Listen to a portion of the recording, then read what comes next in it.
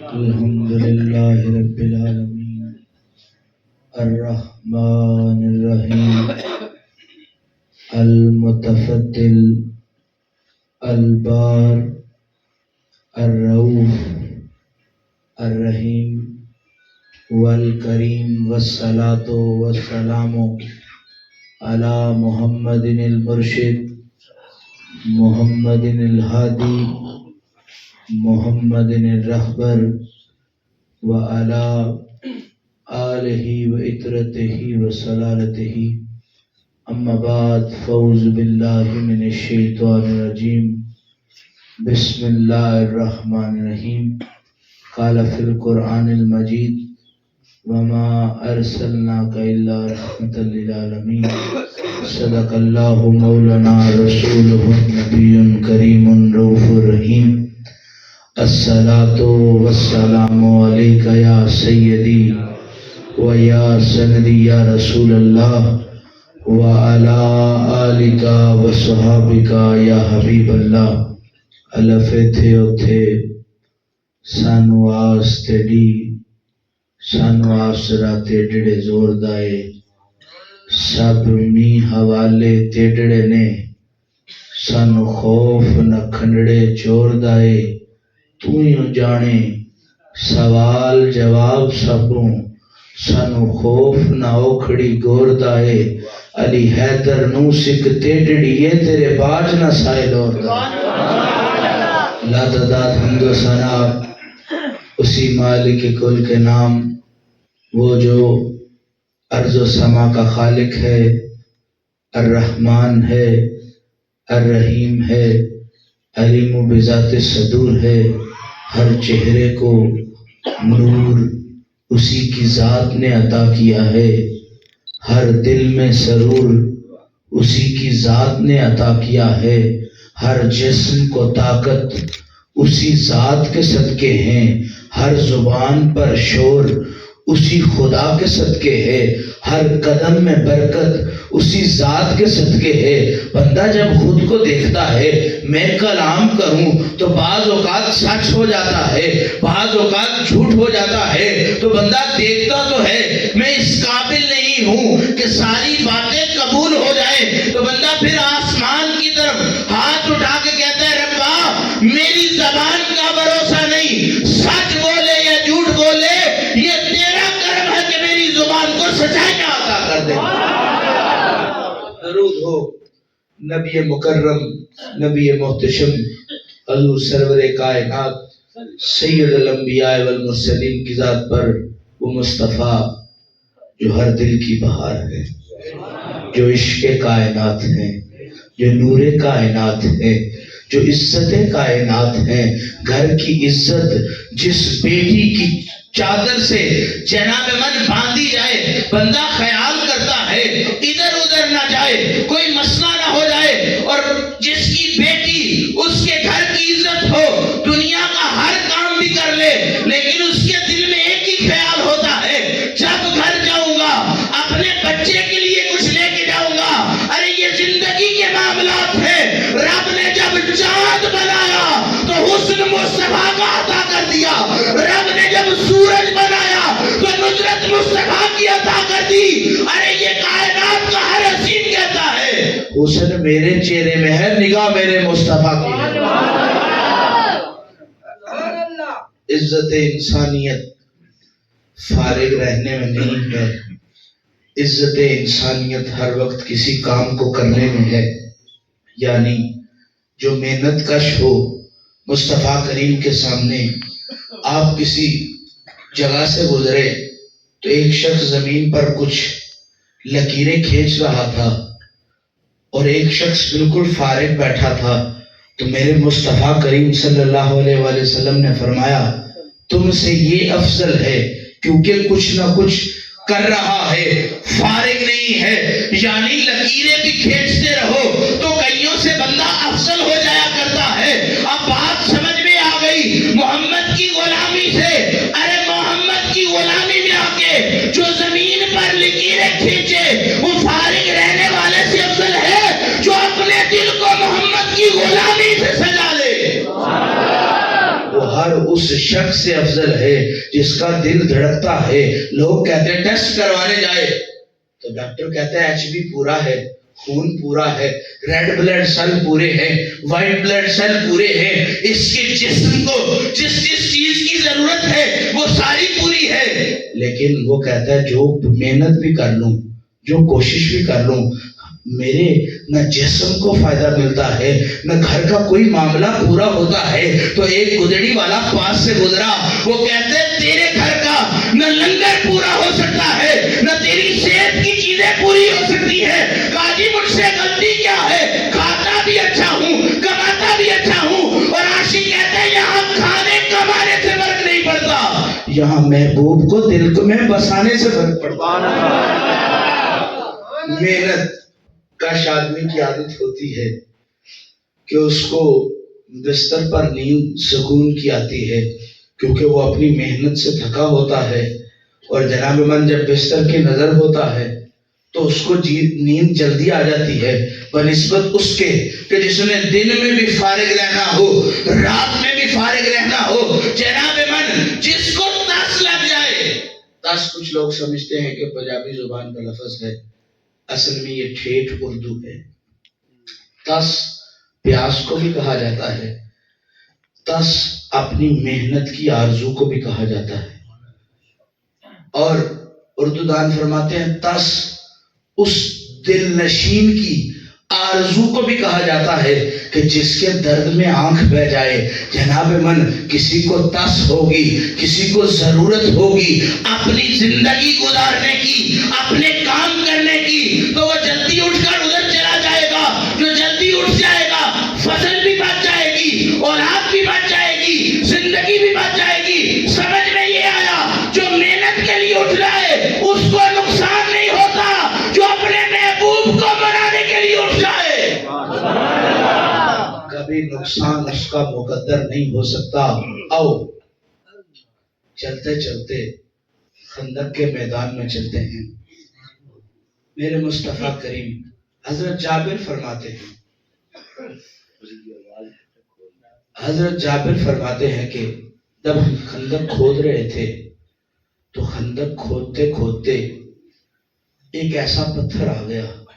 ساروں نے کوشش کی کہ اس کو زیر کیا جائے، اس کو توڑا جائے، تو جناب من توڑ نہ سکے، اکھیڑ نہ سکے، زائل کر نہ سکے. محنتیں کرتے رہے، کوششیں کرتے رہے.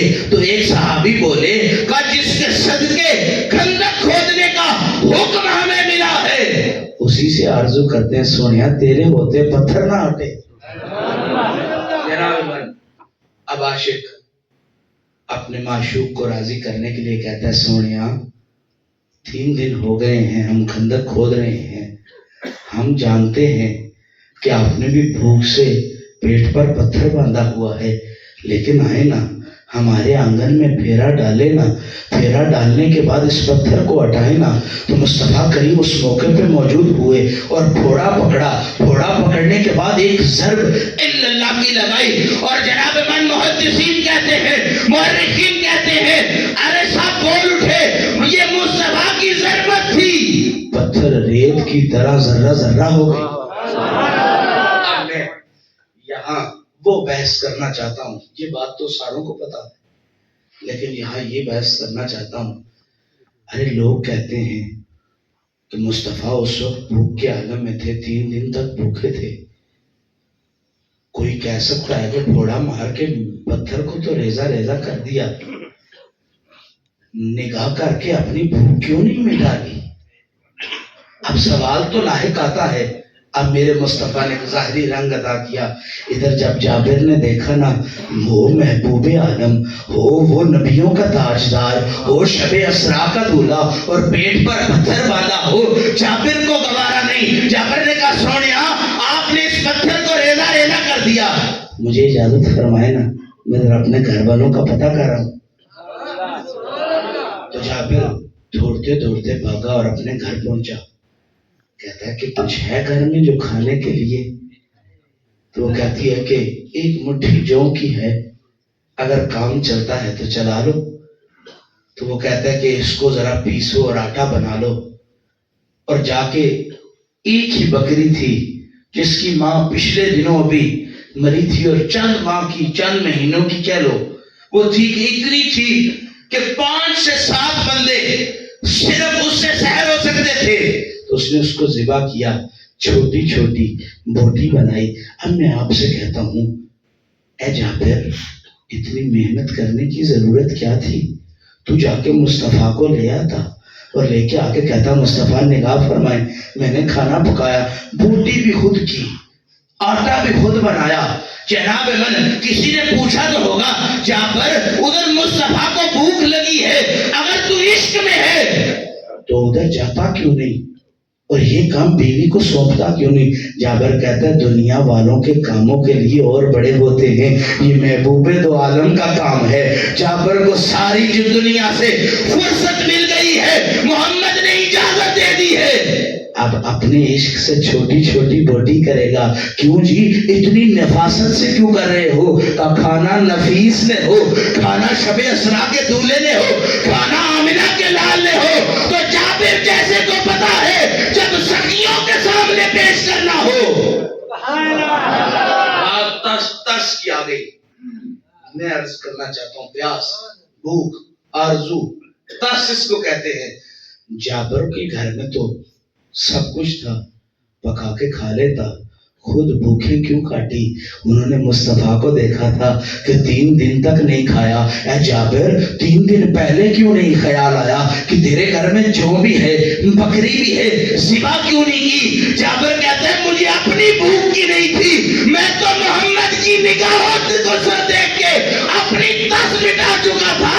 میں نے جب محمد کو پیٹ پر پتھر باندھے دیکھا، اب یہ عاشق کو گوارا تو نہیں خود روٹیاں کھائے اور محبوب بھوکے کاٹے. میں آپ سے عرض کرنا چاہتا ہوں یہ بھوک کسی غربت کے عالم کی وجہ سے نہیں تھی. آؤ گہرائی میں چلتے ہیں، اس گہرائی میں چلتے ہیں جس گہرائی میں عزت ہے. جناب من آپ کی رسی چھوٹی ہو تو کنویں کا پانی حاصل نہیں کر سکتے، اور جس کا ذہن تنگ ہو جائے، جس کی نظر تنگ ہو جائے، وہ کبھی محمد کی ذات تک رسائی نہیں پا سکتا.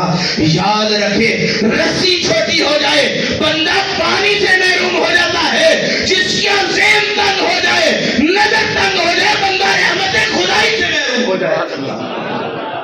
جناب اب آپ کہیں گے کہ کمال کیا ہے؟ میں آپ سے کہتا ہوں جس کی ضربت سے پتھر ریت ہو جائے وہ کیا نگاہ سے کھانا نہیں کھا سکتا؟ یہ غربت جبری تھی. آؤ گہرائی میں اترتے ہیں، پوچھتے ہیں معاملہ کیا تھا. کہا جناب من جب مصطفیٰ نے خندق کھودنے کے لیے کہا تو جلدی جلدی سارے آ گئے. کچھ ایسے بھی تھے جن کے گھر میں نہ دانا تھا، نہ روٹی تھی، نہ مال تھا. تو مصطفیٰ نے کہا دیکھو تو صحیح یہ کھائے بغیر میرے ساتھ رہتے ہیں یا نہیں رہتے؟ تو مصطفیٰ نے کہا میں کھاتا رہوں، یہ کھائے نہ تو میں ان کو کیسے دیکھوں گا؟ مصطفیٰ نے کہا یہ کیسے ہو سکتا ہے؟ جناب من عاشق بھوکا رہے اور معشوق پیٹ بھر کے کھائے. دنیا کے معشوق ایسے ہو سکتے ہیں خود رج رج کے کھائے، دنیا کے محبوب ایسے ہو سکتے ہیں، دنیا کے مطلوب ایسے ہو سکتے ہیں کہ پیر تو راج کے کھائے لیکن مرید بھوکا مرے. ارے جس کا مرشد شب اسرا کا دولہ ہو، جس کا مرشد آمنہ کا لال ہو، جس کا مرشد زہرا کا بابا ہو، جس کا مرشد جناب صدیق اکبر کا شہنشاہ ہو، جس کا مرشد عمر کی عدالت کا وارث ہو، جس کا مرشد عثمان کے حیا کا وارث ہو، اور جس کا مرشد حیدر کی جلالت کا وارث ہو. جناب من وہ اپنے مریدوں کو بھوکا نہیں دیکھ سکتا، ان کے بھوک کی وجہ سے خود بھی ان جیسا مزاج. میں نے کل پرسوں میں کہیں عرض کی کہ مصطفیٰ وہ تھے کہ جن کے والد کے صدقے پر رب نے ان کے خون بہا کے بدل میں 100 اونٹ عطا کیے. 100 اونٹ قیمت بنی جناب عبداللہ کی. اور میں آپ سے عرض کرنا چاہتا ہوں جب مصطفیٰ کریم خطبہ حجت الوداع پر گئے نا، خندق پہلے کی بات ہے، خطبہ حجت الوداع بعد کی بات ہے. جناب من اگر حال ایسے ہی ہوتے تو جب مصطفیٰ کریم خطبہ حجۃ الوداع پر گئے تو آپ نے اپنی عمر مبارک کے مطابق 63 اونٹوں کی قربانی کی. غریبوں سے 63 اونٹ نہیں دیے جاتے. مصطفیٰ کھجور کے بستر پر سونا اس لیے پسند کرتے تھے کہ کوئی غریب یہ نہ کہے کہ میرا نبی تو اتنا اونچا ہے، میرا نبی تو اتنا بڑا ہے، مجھ جیسا غریب اس تک کیسے پہنچ سکتا ہے. اور اس کی سادہ مثال عرض کرتا ہوں، پھر اپنی بات کو آگے لے کے بڑھتا ہوں. مصطفیٰ کریم ایک سنیار کے پاس گئے. سنیار کے پاس جا کے مصطفیٰ کریم نے فرمایا کہ میں چاہتا ہوں اتنے ماشے کی چاند سونا ہو اور یہ اس میں حقیق لگ جائے. تو جو دلبر ساتھ تھا نا، جو وفادار ساتھ تھا، اس نے کہا محبوب پہنے گا. محبوب کو جو پسند آ گیا، عاشق کو بھی پسند آ گیا، تو اس نے بھی اپنے لیے بھی ویسے اونٹ انگوٹھی بنانے کے لیے دے دی. اب مکہ میں جو جو استطاعت رکھتا تھا، کوئی قرضے مانگ مانگ کر مصطفیٰ جیسی انگوٹھی بنوانے لگ گیا. جناب من زور کے وقت مصطفیٰ کی انگوٹھی سونے کی بن کے آئی. جب مصطفیٰ اثر کی جماعت میں آئے تو دیکھا مقتدر لوگوں نے ویسی انگوٹھیاں پہنی ہیں. تو ادھر رب نے اعلان کر دیا آج کے بعد مرد پر سونا حرام ہو گیا. جب مصطفیٰ نے کال کیا تو جناب من لوگوں نے انگوٹھیاں اتار کے مسجد نبوی کے باہر پھینک دی. کسی نے کہا ایک قیمتی ہے، سنبھال لو، پھینکو نہ. تو عاشق بول کے کہتے ہیں جو محمد کو پسند نہ ہو وہ عاشق رکھ نہیں سکتا. یہ کسی ایسے ویسے کی خواہش ہے کہ جس کو محمد رد کر دے عاشق کبھی اس کو قریب لا نہیں سکتا. انگوٹھی سونا حرام ہونے کی 3 بڑی وجوہات. ایک یہ کہ کہیں اسلام کی نشانی نہ بن جائے. دوسری بڑی وجہ یہ کہیں امیر اور غریب مسلمانوں میں تفریق نہ پیدا ہو جائے. کوئی چوری کرتا تو ہاتھ میں انگوٹھی پہن کے کہتا کہ میں تو اسلام. لوگوں نے کہنا تھا چور کو بھاگتے ہوئے دیکھا تو اس کے ہاتھ میں تو انگوٹھی تھی، تو انہوں نے کہنا تھا یہ تو مسلمان ہے. جناب من کسی کی دھی بہن کے ساتھ، کسی کی عزت کے ساتھ کھیلنے والا اگر ہاتھ میں انگوٹھی پہن لیتا تو لوگوں نے کہنا تھا یہ تو مسلمان ہے، یہ لوگوں کی عزتیں تار تار کر رہا ہے، یہ تو محمد والا ہے. رب نے گوارا نہیں کیا، کوئی نشانی بنائی نہیں. ارے رب نے نشانی بنائی ہے تو عاشقوں کا یہ دل بنایا ہے جو دھڑکتا بھی رہے یا محمد کی صدائیں بھی بلند کرتا ہے. آؤ پھر اسی معاملے پر چلتے ہیں. جب اس نے یہ سارا معاملہ طے کر لیا تو دھیمے دھیمے قدموں سے مصطفیٰ کریم کے پاس عرض گزاری کے لیے حاضر ہوا. جابر کہتے ہیں یا رسول اللہ جی، دھیمے سے لہجے میں تاکہ زیادہ نہ سن لیں. وہ تو نبیوں کا نبی تھا، وہ تو سخیوں کا سخی تھا.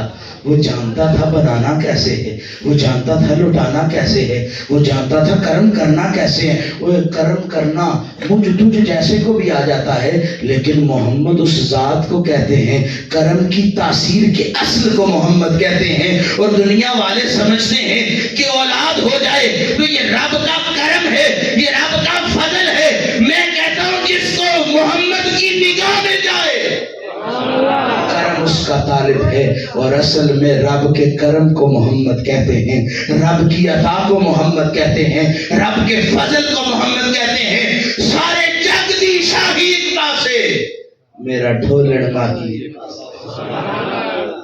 کہتا ہے سنیا، دھیمے سے لہجے میں کہتا ہے سنیا، میں نے آپ کے لیے چند روٹیاں اور چند سالن کا اہتمام کیا ہے. نگاہ فرمائے نا، 5-7 لوگوں کے لیے ساتھ لے کر میرے گھر تشریف لے آئے. آپ بھی سحر ہو کے کھائیں گے، 5-7 لوگ بھی سحر ہو کے کھائیں گے. مصطفیٰ اگر اس چیز کے لیے فاقہ رکھا ہوتا کہ جیب میں مال نہیں تو مصطفیٰ چپ کر کے چلے جاتے، روک دیتے. میں آپ کو سادہ مثال دیتا ہوں. کئی کبھار ایسے ہوتا ہے کہ کسی کے گھر ہم جائیں تو اچھا سالن ہمارے لیے بنا لیتا ہے، تو لمبے شورے والا سالن جو ہے ساتھ والوں کے لیے بنا لیتا ہے. اور جو رشتہ دار آئے ہوتے ہیں ہمیں کنڈی لگا کے اندر بٹھا دیتا ہے، رشتہ داروں کو پتہ نہیں چلنے دیتا کہ میں نے مرشدوں کی خدمت کے لیے کیا رکھا ہے۔ جناب من ہمارے مرشد نے ایسی تعلیم نہیں دی، میرے مرشد نے جگ میں لوگوں کا کہا ہے وہ میلاد نہیں ہوتا جس میں نبی کے مہمانوں کے لیے کھانا اور ہو اور رشتہ داروں کے لیے کھانا اور ہو۔ میلاد اسی کو کہتے ہیں ایک ہی صف میں کھڑے ہو گئے، محمود و ایاز، نہ کوئی بندہ رہا نہ کوئی بندہ نواز۔ مصطفیٰ کریم نے اونچا اعلان کر دیا، سن لو بھائی، جابر کے گھر دعوت ہے، ہم سب جابر کے گھر کھانا کھانے جائیں گے۔ اب جابر گھبرا رہا تو مصطفیٰ کریم نے دھیمے سے لہجے میں کہا، جابر آٹا گوندھ لینا، روٹی بنانا نہ، جابر سالن پکا لینا، ہنڈیا اوپر سے اتارنا نہ۔ اب جابر سمجھ گیا سخاوت کس کو کہتے ہیں، جابر سمجھ گیا بادشاہی کس کو کہتے ہیں۔ اوے بادشاہ وہ تم اس کو سمجھتے ہو کہ جس کے خزانے بھرے ہوں، میرا محمد وہ بادشاہ ہے جو خزانے بنانا بھی جانتا ہے، خزانوں سے لوگوں کی جھولیاں بھرنا بھی جانتا ہے۔ جابر بھاگا بھاگا گھر گیا، کہتا ہے روٹیاں پکائی تو نہیں؟ کہا نہیں، ابھی پکانے والی تھی۔ تو جابر نے کہا محمد آگے آنے والے ہیں، میرا سخی آنے والا ہے، میرا بادشاہ آنے والا ہے، میرا شہنشاہ آنے والا ہے، ابھی روٹی نہ پکانا، سالن والی ہنڈیا آگ سے نیچے نہ اتارنا۔ تو مصطفیٰ کریم کہتے ہیں آؤ طالب الہی رکھنے والوں یہاں تشریف فرما ہو۔ تو مصطفیٰ کریم جہاں روٹیاں اور سالن بن گئے وہاں تشریف فرما ہو گئے۔ اب کئی کبھار یہ ہو سکتا تھا، میں اپنے دادا جی حضور کا ایک واقعہ سناتا ہوں اس بات کو ذرا لجپالی کا رنگ دینے کے لیے۔ ہمارے دادا جی حضور قبلہ عالم پیر سید فضل حسین شاہ بادشاہ رحمت اللہ علیہ، آپ فنا فی الشیخ بھی تھے، فنا فی الرسول بھی تھے اور فنا فی اللہ بھی تھے۔ آؤ اس عارف کی بات تو سنیں، اس مرد کلندر کی بات تو سنیں۔ دنیا داری میں کرامتیں بڑی ہیں لیکن ایک لجپالی کا قصہ مجھے بھی کسی نے سنا رکھا۔ آپ کا ایک درویش ہوا کرتا تھا، بڑا غریب تھا۔ آپ ہمیشہ جب اس علاقے میں جاتے تھے اسی کے گھر رہا کرتے تھے، لیکن آپ کے ادھر پھیرا آنے کی وجہ سے کئی عمرا بھی، امارت رکھنے والے، بادشاہیاں رکھنے والے بھی آپ کے دست شفقت پر بیعت حاصل کر گئے، لیکن انہوں نے آرزو کی سونیا ہمارے گھر پھیرا مارو نا۔ تو پیر فضل شاہ جی سرکار نے کہا میں نے جس کے گھر ارادہ کیا ہے میں امارت اور غربت کو نہیں دیکھتا، میں اس محمد کی لج کو دیکھتا ہوں۔ فضل شاہ نے جس دن جس جگہ رات گزار دی جب تک قیامت نہ آئے گی فضل شاہ اسی کے گھر رات رہتا ہے۔ اب وقت گزرا تو اس شخص کا وصال ہو گیا۔ اب جو وہ امیر تھے انہوں نے کہا اب تو فضل شاہ آئے گا تو ہمارے گھر ہی رہے گا۔ اب تو فضل شاہ کا سجن چلا گیا، فضل شاہ کا دوست چلا گیا، مرید چلا گیا۔ تو فضل شاہ نے گولے پور کے ایک ملان کو کہا جا اپنے گاؤں سے دیسی گھی لے آ۔ ساتھ حلال پور والے ایک ملان کو کہا جا اپنے گھر سے دیسی مرغے لے آ۔ ایک اور ملان کو کہا جا تو اپنے گھر سے فلاں چیز لے آ۔ اور رات کو ایک جو ہمراز تھا اس کو کہا اس عورت کو جا کے دے دینا اور کہنا صبح فضل شاہ آ رہا ہے، لیکن بتانا کسی کو نہ کہ لنگر تو پکا رہی ہے یا یہ فضل شاہ کی سخاوت ہے۔ لوگ آتے گئے پوچھتے گئے تیرا تو سائی نہیں رہا، دیکھیں کیسے پک رہی ہے۔ تو وہ کہتے ہیں جس کو فضل شاہ کی غلامی مل جائے، اس کا مرشد لجپال ہو، ان کے گھر میں لنگر کی کمیاں نہیں ہوا۔ انہوں نے کہا تیرے تو گھر میں کمانے والا کوئی نہیں ہے۔ کہا کمانے والا تو چلا گیا ہے، نگاہ کرنے والا فضل شاہ کو سلامت۔ آؤ لجپالی کی بات سمجھ آ گئی۔ اب مصطفیٰ کریم اپنے اس ملان کہہ لو، درویش کہہ لو، اپنے اس باوفا نوکر کہہ لو، صحابی کہہ لو، جو کہنے کا دل کرتا ہے، عاشق تو اس کو عاشقی کہے گا، عاشق تو اس کو رازدار خدائی کہے گا، جناب من عاشق تو اس کو محبوب کا طالب ہی کہے گا۔ اب مصطفیٰ کریم جب اس نے ابھی تک آٹا گوندھا نہیں تھا تو اب چاہیے تھا کہ دعا کرتے یا اللہ اس کے آٹے میں برکت فرما دے۔ اب چاہیے یہ تھا کہ سالن پر کھڑے ہو کے نبی دو جہاں دعا کرتے کہ یا میرے اللہ، یا رحیم اللہ، اس کے سالن میں برکت پیدا فرما دے۔ مصطفیٰ کریم نے سخاوت کی انتہا کرتے ہوئے اپنا لواب ایک سالن کے برتن میں پھینکا، دوسرا لواب جناب من آٹے والے برتن کو عطا کر دیا اور کہا تم بناتے جاؤ۔ حضرت جابر کہتے ہیں ہزاروں کے ہزار آتے گئے اور جابر کے گھر سے کھانا کھاتے گئے۔ اور جابر کی بیوی کہتی ہے ایسی سخاوت روز ہونا، نہ سالن کم ہوا ہے نہ آٹا کم ہوا ہے۔ اب جناب من یہ تو کوئی بھی کر سکتا ہے، لیکن لجپال کس کو کہتے ہیں؟ لجپالی خود بتائے گی کہ جس کو محمد کی نسبت مل جائے۔ ارے لجپالی کے احساسات کو جب پسینہ آ جائے، سخاوت اپنا مصطفیٰ کو دیکھ کے جب رستہ بدل لے تو سخاوت سے پوچھو کہ ادھر ادھر کیوں جا رہے ہو؟ تو سخاوت کہتی ہے ہم تو سمجھتے تھے آدم تائی بڑا سخی ہے، جب سے محمد کو ملے ہیں پتا چلا ہے کہ سخاوت کس کو کہتے ہیں، بادشاہیاں کس کو کہتے ہیں۔ تو مصطفیٰ کریم نے کہا جابر سادھوں نے کھا لیا ہے؟ سونے ساروں نے کھا لیا ہے۔ تو سرکار دو عالم صلی اللہ علیہ وسلم نے فرمایا ساروں کی ہڈیاں اٹھا کے مصطفیٰ کے پاس لے آؤ۔ جناب من جب مصطفیٰ کریم کے پاس آئی تو مصطفیٰ کریم نے یہ نہیں کہا کم باذن اللہ، مصطفیٰ کریم نے ہڈیوں پر ہاتھ رکھ کے جب اٹھایا تو حضرت جابر کہتے ہیں بکری نے یوں کان ہلاتے ہوئے اٹھ کھڑی ہوئی اور کہا جا بیگم کو دے دے۔ تو جابر خوش آ کے کہتا ہے یاد رکھو دنیا والوں پر لٹاؤ تو واپس کوئی نہیں کرتا، یہ خدا کا محبوب ہے۔ جس کے قدموں میں ایک قطرہ بھی دیا جائے مصطفیٰ وہ ہے کہ جو دگنا عطا کر کے جاتا ہے۔ نعرہ تکبیر، نعرہ رسالت، بولو بولو نعرہ حیدری۔ جناب من مصطفیٰ سخاوت کے چاند کو کہتے ہیں جس نے کبھی غروب ہونا دیکھا ہی نہیں۔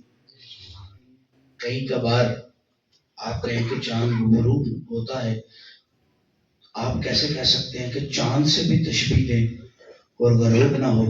آپ دیکھتے ہیں کئی دفعہ سورج بھی ہوتا ہے لیکن چاند کے اثرات سامنے نمایاں ہوتے ہیں۔ سائنس والوں سے پوچھو تو وہ کہتے ہیں جب جوپیٹر اور مارس ایک دوسرے کے برابر آ جائیں، ایک دوسرے کے سامنے آ جائیں تو چاند ذرا سرک سا جاتا ہے، اس کے سرکنے کی وجہ سے چاند بھی آسمان پر نمایاں واضح ہوتا ہے اور سورج بھی واضح ہوتا ہے۔ سورج اور چاند ایک جگہ اکٹھے ہو سکتے ہیں، تم کبھی یہ کہو کہ وہ ذات اور مصطفیٰ ایک دوسرے سے جدا ہے تو دل یہ کہتا ہے جدھر رب کی احدانیت کا اقرار ہوتا جائے گا ادھر محمد کی غلامی کے اسیر نظر آتے چلے جائیں گے۔ عاشق کہتا ہے عجب انداز ہے میری نماز کا، سجدہ کعبے کی طرف ہے دل مدینے کی طرف ہے۔ اور آخری بس اپنی گفتگو کو سمیٹتے ہوئے عرض کروں گا، تصویر لفظ سے بڑے فسانے جڑے ہیں۔ تصویر تصور کا بھی عکس دیتی ہے، مصور کو بھی رنگ لگا دیتی ہے، اور جس کی تصویر ہو اس کا بھی بڑا فیضان ہو جایا کرتا ہے۔ جناب من میں کسی کی تصویر بنا دوں خوبصورت بنی ہو تو جاگو والے پوچھیں گے تو صحیح نا یہ کیا ہے، تو لوگ کہیں گے یہ تصویر ہے، بنائی کس مصور نے ہے، تو بنانے والے کا نام لیا جائے گا، تو لوگ کہیں گے یہ خیالاتی ہے یا کائناتی ہے، تو بندہ کہے گا خیالاتی اگر ہوتی تو خد و خال ذرا دھندلے ہونے تھے، یہ کائناتی ہے، کسی شخص کے تصویر سے اس کا عکس بنایا گیا ہے، یہ کائناتی ہے، اس لیے تو بندہ پوچھے گا کون ہے؟ جس کو مصور نے اپنی قلم سے اتار لیا۔ کون ہے کہ جس کو ساقی نے اپنی بوتل میں اتار لیا؟ کون ہے کہ جس کو جام نے اپنی مستیاں عطا کر دی؟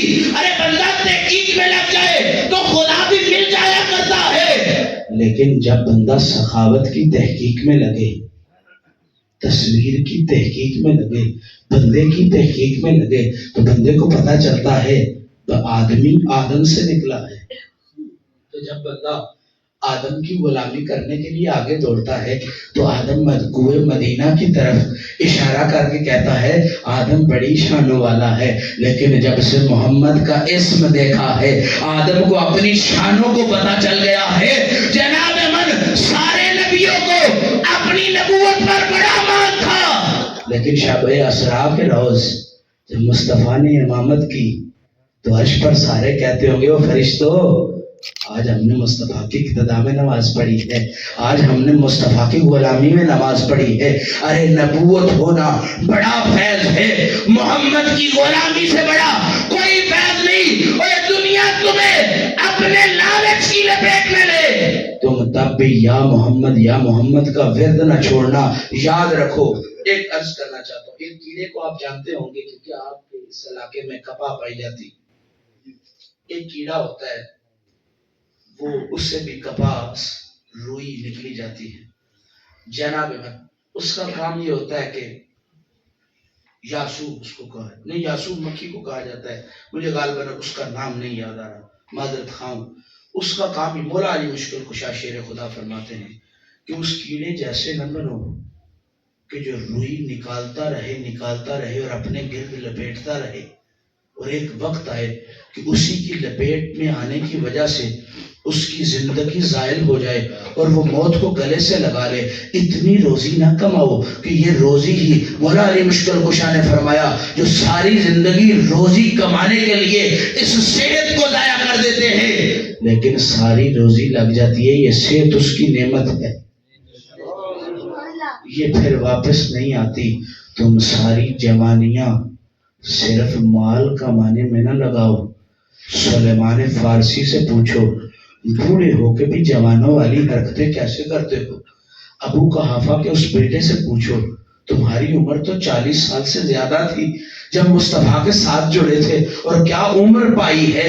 جناب من حضرت طلحہ ابن زبیر سے پوچھو، حضرت عکاشہ سے پوچھو یہ عمر کی رازداری کا کمال کیا ہے. اور ایک صحابی رسول سے کہتے ہیں، عرض کرتے ہیں آپ کوئی کمال بتا دیں.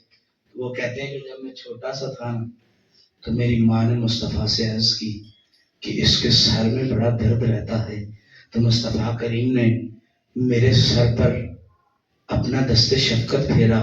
میری عمر بوڑھے ہونے والی ہو گئی لیکن میرے چہرے پر میرے بالوں میں بزرگی کے اثرات نظر نہیں آئے. تو بندے کو سمجھ آ گئی جدھر مصطفیٰ کے بالوں پر ہاتھ پھر جائے جناب من ان بالوں کو بزرگی کا مزہ کبھی نہیں ملتا.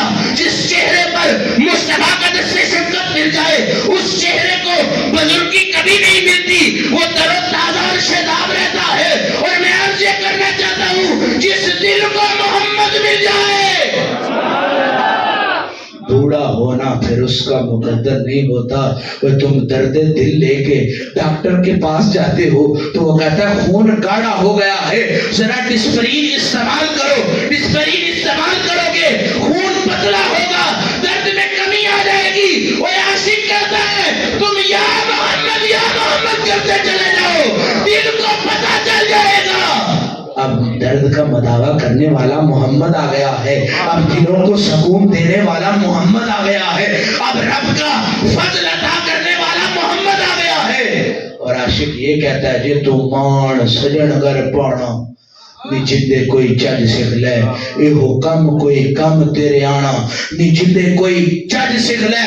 آس دا رنگلا چرکھا ڈا کے نیک عملاں دی تن کوئی پا کے، اے ہو تاج تیرے کم آنا نی جندے کوئی چج سکھ لے. عاشق کہتا ہے اس زندگی میں یار کو منانے میں لگ جاؤ، کل جنت کو یار خود کہے گا یہ میرا ہے. سلطان عبدالحمید آخری بات کر کے اجازت چاہوں گا، یہ میرا ہے سے بات یاد آ گئی. سلطان عبدالحمید کے پاس ایک شخص آیا، پاس ایک وزیر موجود تھا.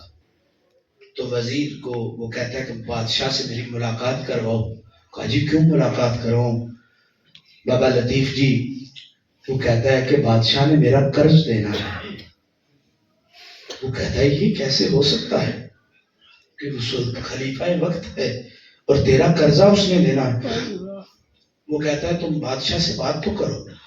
جو وہ بادشاہ کو جا کے کہتا ہے, خلیفہ عبدالحمید کو کہتا ہے, وہ کہتا ہے کہ شخص عجیب سا ہے, پھٹا لباس ہے. بھائی قرضے دینے والوں کا لباس سے پتا چلتا ہے کہ یہ دینا جانتا ہے یا نہیں جانتا. جناب من جب عبدالحمید سے کہا تو عبدالحمید نے ذرا تشویش کا اظہار کیا اور بلا لیا. کہا جی, عرض کی عبدالحمید نے کہ بتا تو صحیح میں نے تیرا قرضہ کیسے دینا ہے. تو وہ کہتا ہے کہ کل رات میری خواب میں وہ شہنشاہ آیا جس شہنشاہ کو محمد کہتے ہیں. میری بیٹی کی شادی تھی تو میں نے مصطفیٰ سے عرض کی یا رسول اللہ کو امداد مدد فرمائے نا. تو مصطفیٰ نے کہا عبدالحمید کو, میرے عبدالحمید کو جا کے کہہ دینا کہ اس کو اتنی اشرفیاں دے دے. تو جب عبدالحمید نے یہ بات سنی تو ایک تھیلی نکال کے دے دی. تو کہتے ایک دفعہ ذرا بات دوبارہ دہرانا. تو کہتے پاک مصطفیٰ نے کہا میرے عبدالحمید کو کہنا. تو عبدالحمید کہتا ہے یہاں رک جا, ایک اشرفی اور نکال دی. تیسری دفعہ کہتے ایک دفعہ ذرا بات دہرانا. عاشق بھی سمجھ گیا کہ معشوق کا رمز کیا ہے. عبدالحمید تو ابھی وہ نہیں تھا کہ جس کو محبوب کا دیدار ہوا تھا, وہ جان گیا تھا جس کو دیدار ہوا ہو وہ رمز عاشقی جانتے ہوا کرتے ہیں. وہ کہتا ہے پھر ذرا دہرانا. تو وہ کہتا ہے سرکار نے فرمایا میرے عبدالحمید کو کہنا. تو اس نے ایک اور اشرفی نکال. جب چوتھی بار ایسے کیا تو وزیر کہتا ہے اب تیری منت پوری ہو گئی, اب اپنا رسہ لے. تو جناب من کسی وزیر کہتا ہے اے عبدالحمید بادشاہ تو نے تو سارا خزانہ خالی کر دینا تھا. تو عبدالحمید کہتا ہے میں بادشاہ کا بیٹا تھا, میری خلافت کوئی نہیں مانتا تھا, لیکن جب سے میں نے تنکے جوڑ کر نبی کے مزار کے لیے جھاڑو تیار کرنے شروع کیے ہیں. کہا جی جھاڑو کیسے تیار کرتے ہو؟ کہا ایک تنکے پر میں اتنے 1000 بار درود پڑھتا ہوں, پڑھ کر پاک کرتا ہوں اور اپنی آنکھوں کے آنسوں سے اس کو غسل دیتا ہوں کہ ہو نہ ہو محبوب کا در ہو اور میرے آنسوؤں کی لاج وہاں پہنچ جائے, یار کا در ہو اور میری آسیں وہاں پہنچ جائے. فرمایا تو بادشاہ وقت ہے, جھاڑو کیوں تیار کرتا ہے؟ وہ کہتا ہے بادشاہی میری زمانے کی ہے. محمد اس بادشاہ کو کہتے ہیں جس کی بادشاہی کے لیے میرے رب نے کہا وَمَا أَرْسَلْنَاكَ إِلَّا رَحْمَةً لِّلْعَالَمِينَ. تو کائنات میں جدھر جاتا چلا جائے گا محمد کی نگاہ کا سایہ تمہیں ملتا چلا جائے گا. محمد سے وفا تو نے تو ہم تیرے ہیں, یہ جہاں چیز ہے کیا لوح قلم تیرے. واخر دعوانا